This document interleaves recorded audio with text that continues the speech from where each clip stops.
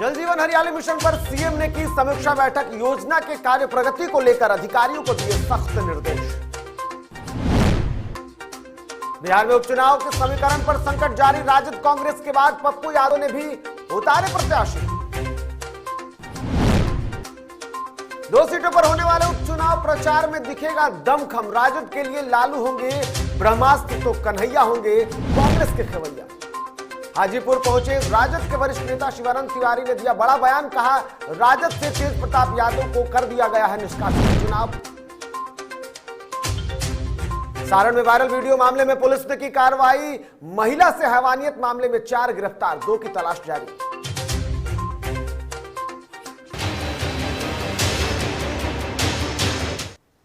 नमस्कार, आप देख रहे हैं डीटीवी भारत और मैं हूं आपके साथ निर्भय किशोर। तो आइए खबरों की शुरुआत करते हैं और सबसे पहले बात मुख्यमंत्री नीतीश कुमार की। मुख्यमंत्री नीतीश कुमार ने कड़े मार्ग स्थित संकल्प में जल जीवन हरियाली योजना अंतर्गत पेयजल हेतु गंगा जल उद्दा योजना के कार्यों की प्रगति की समीक्षा की। जल संसाधन विभाग के सचिव संजीव हंस ने जल जीवन हरियाली अभियान अंतर्गत पेयजल हेतु गंगा जल उद्दा योजना के कार्य की प्रगति के संबंध में विस्तृत प्रस्तुतिकरण दिया। समीक्षा के दौरान मुख्यमंत्री ने कहा कि राजगीर, गया, बोध गया और नवादा में गंगा जल उद्दा योजना के तहत सभी लोगों को शुद्ध पेयजल उपलब्ध कराया जाएगा। इस योजना को पूर्ण करने को लेकर जो समय सीमा निर्धारित की गई है उस लक्ष्य पर तेजी से काम करने की जरूरत है। साथ ही साथ उन्होंने स्पॉट पर जाकर एक एक चीज का आकलन करे ताकि लोगों को जलापूर्ति सुनिश्चित हो सके। ऐसी जानकारी मुख्यमंत्री नीतीश कुमार की तरफ से सख्त निर्देश में दिए गए हैं।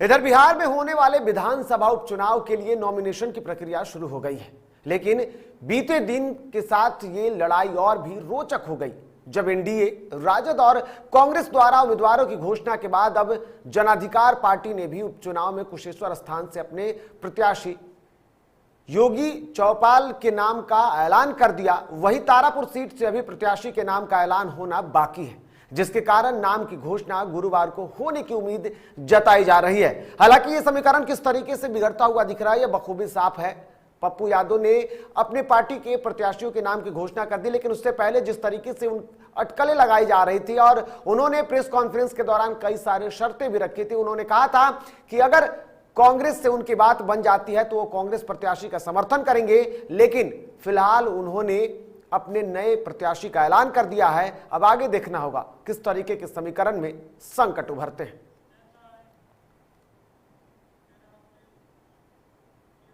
इधर बिहार में 2 विधानसभा सीटों पर होने वाले उपचुनाव में भले ही कांग्रेस और आरजेडी का गठबंधन टूटने का दावा किया जा रहा हो, लेकिन अभी भी महागठबंधन की मजबूती को लेकर राजद की तरफ से दावे किए जा रहे हैं, जिसको लेकर आरजेडी के प्रदेश अध्यक्ष जगदानंद सिंह ने 2 टूक शब्दों में कहा कि कांग्रेस जैसी बड़ी राष्ट्रीय पार्टी के बावजूद कोई भी उसका वजूद नकार नहीं सकता है। उन्होंने उपचुनाव के प्रचार के दौरान लालू प्रसाद यादव को ब्रह्मास्त्र भी करार दे दिया है। कई रोज शिकार है, कोई अलग नहीं है। हम लोग देश के भीतर इन दंगाइयों, उन्मादियों के खिलाफ कांग्रेस को ही एक राष्ट्रीय पार्टी मानते हैं हम लोग। इसलिए कोई प्रश्न ही नहीं है किसी के अलग होने का। अहंकार एक ऐसा शब्द है जिसको तलाशना बहुत मुश्किल है। इसलिए अहंकार व्यक्ति में भले हो सकता है, संगठन में होता ही नहीं है। संगठन में लोकतंत्र रहता है और लोकतंत्र में जो बहुमत कहता है उसी को नेतृत्व भी स्वीकार करके आगे चलता है। और अहंकार किसी दुकान पे नहीं मिलती है और कोई मशीन भी नहीं है कि अहंकार को तलाश करे। लालू जी प्रचार करेंगे नहीं करेंगे ये हम लोग का काम है, वो अपना काम करें। जनता ने उनकी तस्वीर को बहुत नीचे गिरा दिया है, उनकी तस्वीर बहुत नीचे गिर गई है। वो अपने बारे में चिंतन करें। तेजस्वी के सामने वो खड़ा ही नहीं हो पा रहे हैं। तेजस्वी जी उनसे आज दूनी ताकत के साथ खड़े हैं, दूनी ताकत के साथ। लालू जी जैसे ब्रह्मास्त्र की जरूरत पड़ेगी तो हम लोग देखेंगे, लेकिन आज के दिन ये तो तेजस्वी से ही और पूरी जो पार्टी है हमारी उसका साथ सामना नहीं कर पा रहे हैं।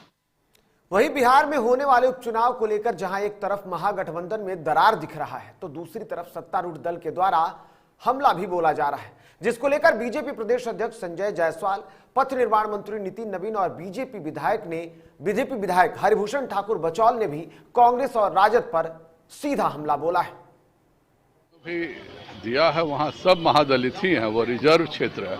एहसान उनका तब मानते जब वह एक सामान्य सीट पर किसी को टिकट देते, और वहाँ पे सभी अनुसूचित जाति के और हमारे दलित महादलित परिवार के ही चुनाव लड़ रहे हैं। जदयू और एनडीए की बिहार सरकार और केंद्र सरकार ने हर गरीब के घर को रोशन करने का काम किया है, और उसी का नतीजा है कि केशेश्वर स्थान से भी जदयू जीतेगी। तो मानना है कि ये नूरा कुश्ती लड़ रहे हैं, कहीं ना कहीं जनता में भ्रम फैलाने का प्रयास कर रहे हैं, और सबसे बड़ी बात है कि कांग्रेस हाशिए पे फिर से दिख रही है। जो पिछलग्गू के रूप में कांग्रेस शुरू से पिताजी के समय में, लालू जी के समय में वही काम करती थी जो आज बेटे तेजस्वी यादव के समय में कर रही है। तो हमको तो लगता है कि कांग्रेस अपने अंतिम सांसें गिन रही है, और अब उसी के क्रम में कैंडिडेट जब पूरी जनमानस में स्पष्ट हो गया कि कांग्रेस कैंडिडेट नहीं दे रही है, तो अपनी इज्जत बचाने के लिए और प्रतिष्ठा बचाने के लिए पिछलग्गू की भूमिका में कांग्रेस ने प्रत्याशी दिया है। निश्चित रूप से ये लोग पार्टी नहीं है, ये लोग गिरोह है, सत्ता प्राप्त करने का गिरोह है, लेकिन काठ का हारी बार बार नहीं चढ़ता है। इन लोगों का जो चरित्र है इस गठबंधन का, ये उजागर हो गया, और दोनों सीट पर एनडीए भारी बहुमत से जीतेगी। इधर रालो जपा यानी राष्ट्रीय लोक जनशक्ति पार्टी के सांसद प्रिंस राज मुजफ्फरपुर पहुंचे, जहां राष्ट्रीय लोक जनशक्ति पार्टी के कार्यकर्ताओं ने उनका जोरदार स्वागत किया। इस दौरान वैशाली सांसद बीना देवी भी मौजूद रही। उपचुनाव को लेकर सांसद प्रिंस राज ने कहा कि दोनों सीटों पर जदयू का समर्थन और खास करके रालो जपा करेगी और एनडीए धर्म का पालन करते हुए प्रत्याशियों को विजयी कराएगी। आज कुशलस्थान में नामांकन था, जो हमारे इंडिया के प्रत्याशी अमन भूषण हजारी जी का नामांकन था, तो इसी कार्यक्रम में गए हुए थे। तो वापसी के दौरान रास्ते में ही कार्यकर्ताओं से मिलते हुए मुजफ्फरपुर रुकते हुए फिर अभी पटना के। अब जो उपचुनाव होने वाला है उसमें किस सिंबल का आप लोग उपयोग करेंगे, कारण कि बंगला पे तो ताला लग गया है। हम लोग कुशलस्थान में तीर छाप का इस्तेमाल करेंगे। हमारे एनडीए प्रत्याशी जो है वो जेडीयू के हैं, और एनडीए वहाँ पे तीर छाप से हम लोग लड़ेंगे। और जो भी हमारा जो दल है, जो हमारे स्वर्गीय रामदास पासवान जी के विचारधारों का जो दल है, उनके जितने भी फॉलोअर्स हैं, पूरे दमखम के साथ हम अपने एनडीए साथी को जिताने का काम करेंगे, और हमें पूरा विश्वास है उनकी जीत सुनिश्चित है, और बहुत अच्छे मतों से। इधर बिहार में जारी राजनीतिक सरगर्मी के बीच राजद के वरिष्ठ नेता और पार्टी के राष्ट्रीय उपाध्यक्ष शिवानंद तिवारी ने बड़ा बयान दिया है, जिसके बाद राजनीतिक गलियारों में हड़कंप मच गया है। दरअसल राजद नेता शिवानंद तिवारी ने वैशाली जिला मुख्यालय हाजीपुर में कहा कि राजद सुप्रीमो लालू प्रसाद यादव के बड़े लाल तेज प्रताप यादव को पार्टी से निष्कासित कर दिया गया है। साथ ही तेज प्रताप यादव को पार्टी का सिंबल लालटेन छाप इस्तेमाल नहीं करने की बातें कही। उन्होंने कहा कि साथ ही साथ उन्होंने कन्हैया कुमार के कांग्रेस में शामिल होने पर भी जमकर चटकारे लिए। पार्टी में कहा, और तो कल आपको लालू जी ने भी कहा कि हमको किसी ने बंधक बना के नहीं रखा है, और वो एक नया संगठन उन्होंने पार्टी से अलहदा बनाया है, पार्टी में नहीं है। इधर प्रधानमंत्री नरेंद्र मोदी के जन्मदिन के अवसर पर बीजेपी के द्वारा शुरू हुई 20 दिवसीय सेवा सप्ताह का समापन हो गया है। इस दौरान बीजेपी कार्यालय में कई कार्यक्रमों का आयोजन हुआ, जहां बीजेपी नेताओं ने वृक्षारोपण किया, तो महिला प्रकोष्ठ के द्वारा कुंवारी कन्याओं को भोज खिलाकर पीएम मोदी के लंबे उम्र की कामना की गई। इस दौरान बीजेपी प्रदेश अध्यक्ष संजय जायसवाल ने कहा कि अब बीजेपी के नेता बूथ स्तर पर पहुंच पीएम मोदी को पत्र लिखकर पसंदीदा योजनाओं की जानकारी देंगे।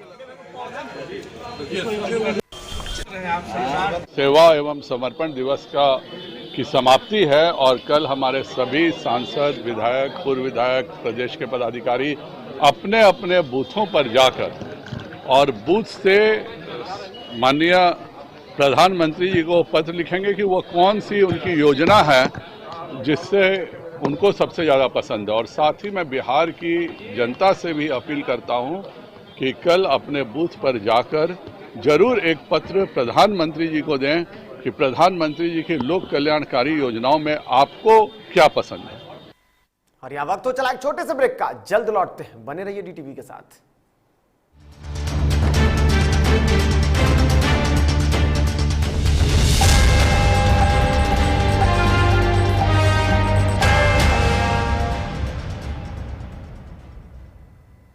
Elite institute. अगर आपके अंदर चाह है तो एलीट आपकी राह है। IIT हो या मेडिकल, आप चाहते हैं अपने आप को उत्कृष्ट दिखाना, आप चाहते हैं खुद को एक IITian के रूप में दिखना या मेडिकल के क्षेत्र में आगे बढ़ना, तो एलीट आपके लिए बहुत बड़ी ताकत के साथ आपके सामने है। आइए, खुलिए, बढ़िए, पहुंचिए। Elite institute. दादी, इतने सारे पापड़ बन गए, क्या करे? कच्चा पापड़, पक्का पापड़, एक्स्ट्रा पापड़, इंस्टा पापड़, टक्कर दादी के छक्का पापड़ विद ऑनलाइन प्रेजेंस बन गया धाकड़। फोन पे करके ऑर्डर ही ऑर्डर, सब वाह हो गए इसको खाकर। कच्चा पापड़, पक्का पापड़, चंडीगढ़ टू चेन्नई बढ़िया सापड़। कच्चा पापड़, पक्का पापड़, एक्स्ट्रा पापड़, इंस्टा पापड़। बिजनेस बढ़ाओ इंडिया के फास्टेस्ट 4G के साथ, स्पीड से बढ़ो विद वी गिगानेट। घर चाहिए, मकान चाहिए कि चाहिए दुकान, या फिर चाहिए जमीन जायदाद, वो भी बिना ब्रोकर, बिना कमीशन के, 100% लीगल। अधिक जानकारी के लिए देखिए हमारा खास कार्यक्रम बिल्डिंग बाजार।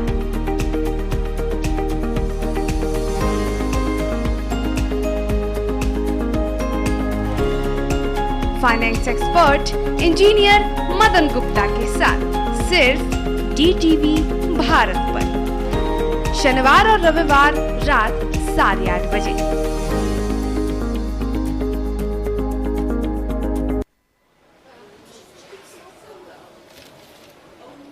और ये रहा आपका बर्थडे गिफ्ट। पापा, बेटा ये कैसा है? ये दुनिया क्यों न समझे, मेरी दुनिया बदल गई।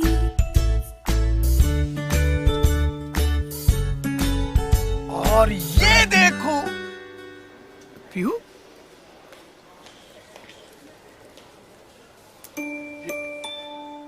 पीहू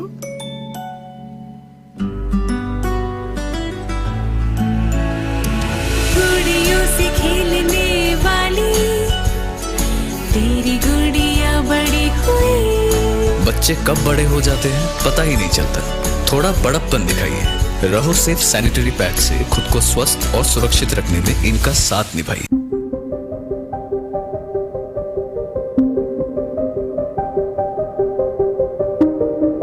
DTV भारत, देश के नाम।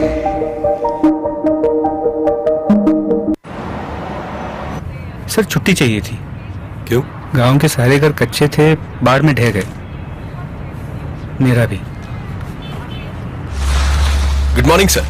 देखिए, बुनियाद भी पक्की, आपका नया घर भी पक्का, सालों साल चलेगा सर। ठीक है, ले लो छुट्टी।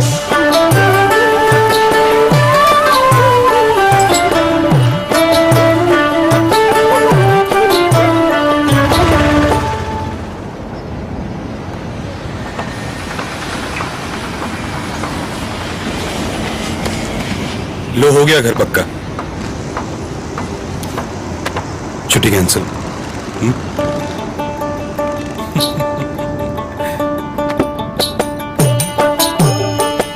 सच्ची खुशी वही होती है जिसकी बुनियाद दूसरों की खुशी में हो।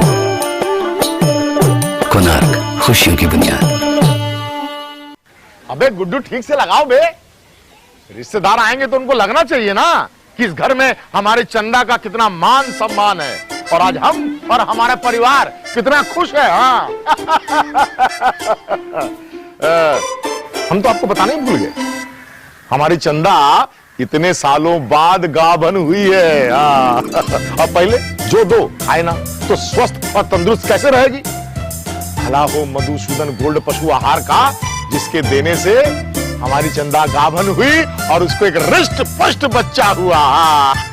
अगर आप भी अपने पशुओं से करते हैं प्यार तो उन्हें दीजिए सिर्फ और सिर्फ मधुसूदन गोल्ड पशु आहार। भाग खुल जाएंगे।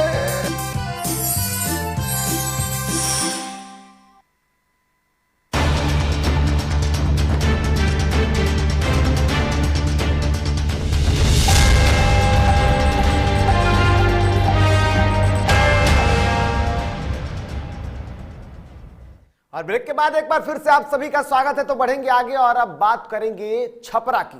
दरअसल सोशल मीडिया और ट्विटर पर बिहार पुलिस को टाइप करते हुए एक वायरल वीडियो पोस्ट किया गया था। बिहार पुलिस मुख्यालय के द्वारा प्रेस कॉन्फ्रेंस की गई, जिसमें इस बात की जानकारी दी गई।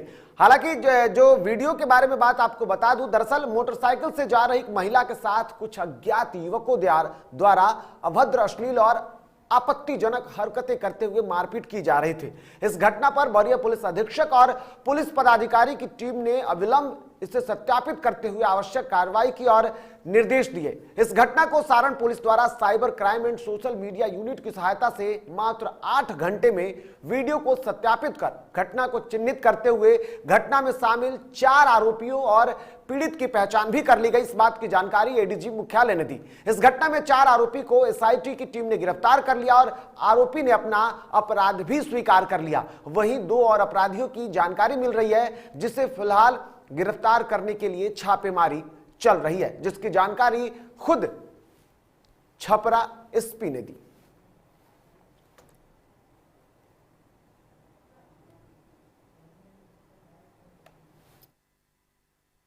पीड़ित महिला की पहचान अभी तक स्थापित नहीं हो पाई, क्योंकि ये लोग जो थे, इनका कहना है कि वो किसी और जगह से आई हुई थी और पीड़ित महिला या उसके परिवारजनों के द्वारा न तो आज तक कोई आवेदन दिया गया है, न कहीं किसी थाने में, पूरे सारण जिला के किसी भी थाने में कोई शिकायत दर्ज की गई है।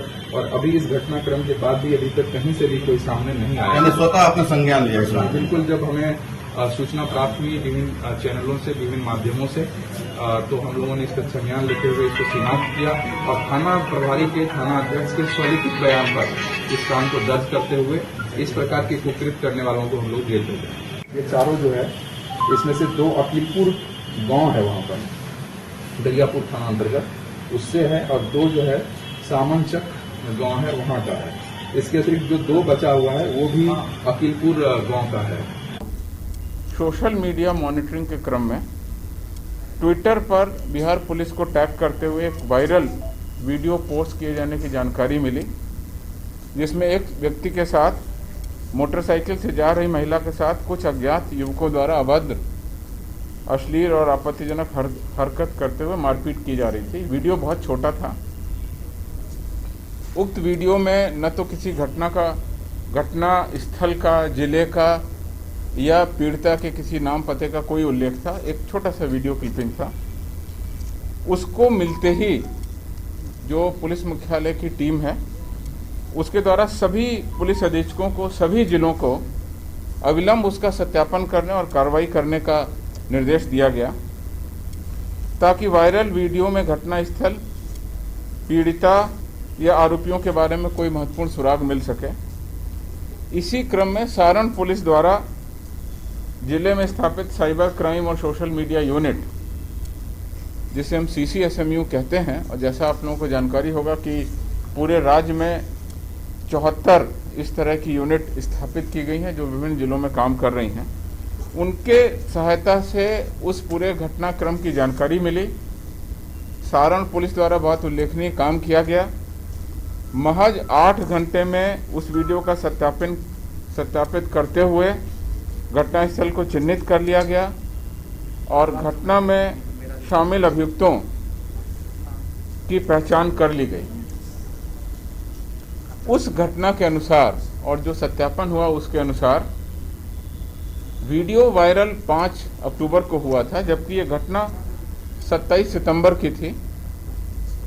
करीब 3 बजे सारण जिला के दरियापुर के थाना अंतर्गत लक्ष्मण चक के पास चवर में घटित बताई जा रही है। वीडियो के विश्लेषण, जांच और जो हमारी टीम है उसने जो कार्रवाई की और जो लोकल इनपुट आए उसके आधार पर इस घटना में शामिल 6 अपराध कर्मियों की पहचान कर ली गई है।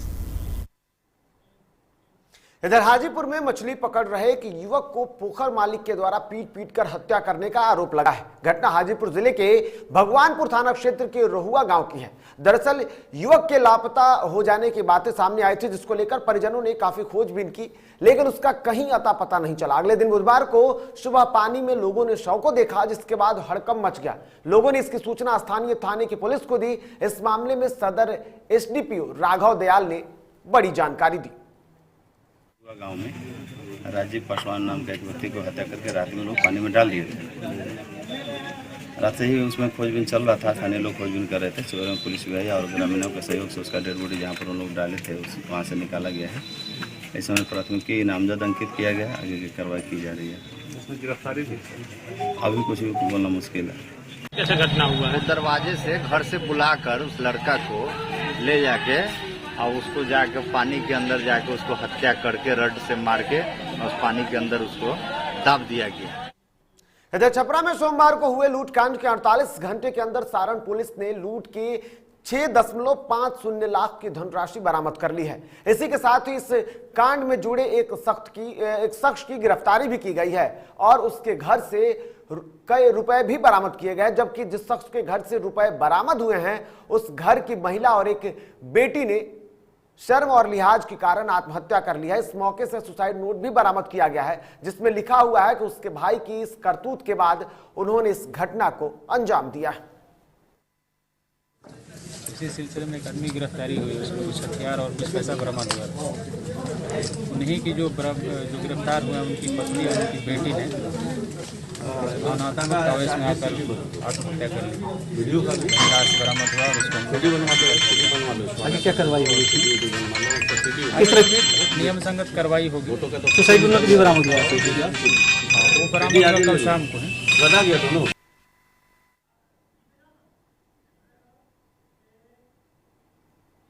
इधर औरंगाबाद शहर के महाराजगंज रोड स्ट्रीट सहारा इंडिया कार्यालय में सैकड़ों की संख्या में उपस्थित महिला और पुरुष अभिकर्ताओं ने ग्राहकों के मैच्योरिटी भुगतान को लेकर जमकर हंगामा किया और आगे बड़े आंदोलन की चेतावनी दे डाली है। इस दौरान अभिकर्ताओं ने कार्यालय का शटर बंद कर सहारा प्रबंधक के खिलाफ जमकर नारेबाजी करते हुए कहा कि हम सभी अभिकर्ताओं को अब जो जान है उनकी वो खतरे में है और उन्होंने कहा कि जहां भी जाते हैं वहां ग्राहकों द्वारा गाली गलौज किया जाता है।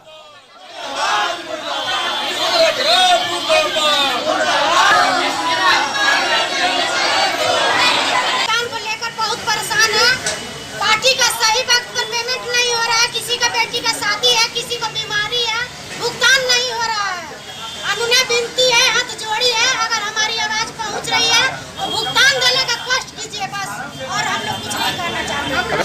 हम लोग सहारा इंडिया में विगत 30-32-35 सालों से कार्य कर रहे हैं।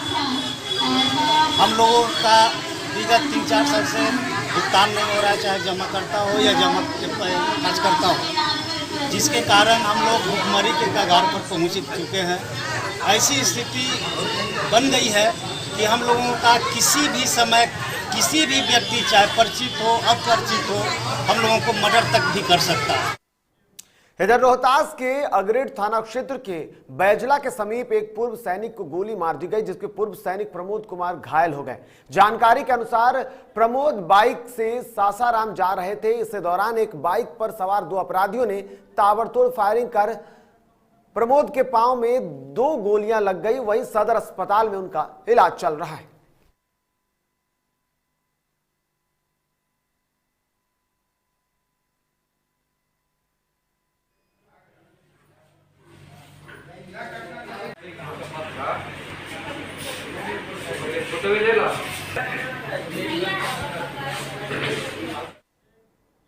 इधर आलमगंज थाना क्षेत्र के गायघाट स्थित बाल सुधार गृह में बुधवार को 6 बाल कैदी जांच कराने गुरु गोविंद सिंह अस्पताल पहुंचे, जहां वे इलाज कराकर पुनः कोर्ट में पेशी और बाल सुधार गृह जाने के दौरान एक कैदी रस्सी खोलकर फरार हो गया। बाल कैदी के फरार होते देख सुरक्षा कर्मी भी दौड़े, लेकिन कैदी भागने में सफल हो गया। कैदी भागने की सूचना मिलते ही कई थाना के पुलिस उस युवक की तलाश में जुटी रही।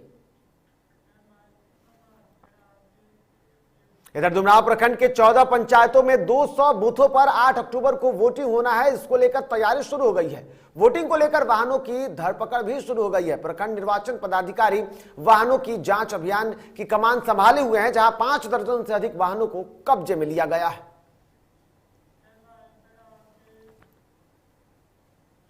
इधर उत्पाद विभाग द्वारा पंचायत चुनाव को देखते हुए जगह जगह छापेमारी की जा रही है। इसी कड़ी में झारखंड से लाए जा रहे क्रम में उत्पाद विभाग ने छापेमारी कर पिकअप से ले जा रहे 2400 किलो जावा महुआ अंबा थाना के हरदत्ता से बरामद की है, जिसकी बाजार में मूल्य 2,40,000 रुपए बताई जा रही है।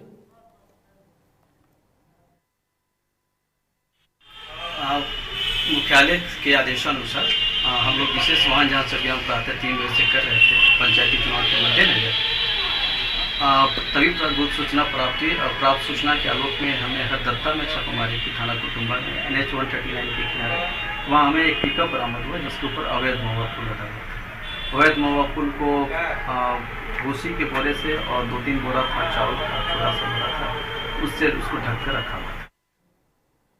इधर कटिहार जिले के समाहरणालय सभा कक्ष में दुर्गा पूजा त्यौहार को लेकर जिला स्तरीय शांति समिति की बैठक हुई। बैठक की अध्यक्षता जिलाधिकारी और पुलिस अधीक्षक ने की। बैठक में दुर्गा पूजा को शांतिपूर्ण रूप से मनाने की अपील की गई। जिलाधिकारी और पुलिस अधीक्षक ने कहा कि कोविड-19 का पालन करते हुए भीड़ भाड़ और जुलूस के आयोजन पर पूर्ण रूप से पाबंदी रहेगी। बैठक में पूजा समितियों को सख्त निर्देश दिए गया है। समिति को पूजा पंडाल के लिए फायर ब्रिगेड, बिजली विभाग और PHD विभाग से NOC लेना होगा। किसी भी प्रकार के अश्लील और उत्तेजक गाना बजाने, सांस्कृतिक कार्यक्रम पर पूर्ण रूप से प्रतिबंध रहेगा। आज हम लोगों ने शांति समिति की बैठक की है दुर्गा पूजा को ध्यान में रखते हुए। दुर्गा पूजा मनाने की जो इस बार हम लोगों ने व्यवस्था की है, उसमें जो संयुक्त आदेश निकला है, उसमें पूजा पंडालों में एक बार में 25 से ज़्यादा व्यक्तियों का प्रवेश निषेध है। साथ ही DJ बिल्कुल नहीं चलना है। पैदल जुलूस पे भी रोक है। अब खबरें झारखंड की। सरायकेला खरसावां जिले के कपाली की रहने वाली एक युवती के साथ यौन शोषण के आरोप में पुलिस ने एक छात्र को गिरफ्तार किया है, जिसको पुलिस ने जेल भेज दिया है। वहीं पीड़ित को मेडिकल जांच के लिए सरायकेला सदर अस्पताल भेजा गया। आरोपी युवक जमशेदपुर के आजाद नगर के गरीब कॉलोनी का रहने वाला बताया जा रहा है। लड़की ने एक रेप का मामला दर्ज करवाया है। जो लगातार वो लड़का उसका शारीरिक शोषण कर रहा था, उस शादी का जायजा देकर शारीरिक शोषण कर रहा था। जब लड़की उस पर दबाव बना रही थी शादी करने के लिए, तो लड़का बार बार उसको शादी करने से मना कर रहा था। और इसी कारण पिछले 1.5 साल से उसका शादी का जायजा देकर शारीरिक शोषण किया। तो उसी आधार पर केस दर्ज किया गया है, जिस लड़के को आज गिरफ्तार कर लिया गया। तो खबरों के सफर में फिलहाल इतना ही। ताजा तरीन खबरों के लिए आप देखते रहिए DTV भारत। फिलहाल मुझे और मेरी सहयोगी टीम को दीजिए इजाजत। नमस्कार।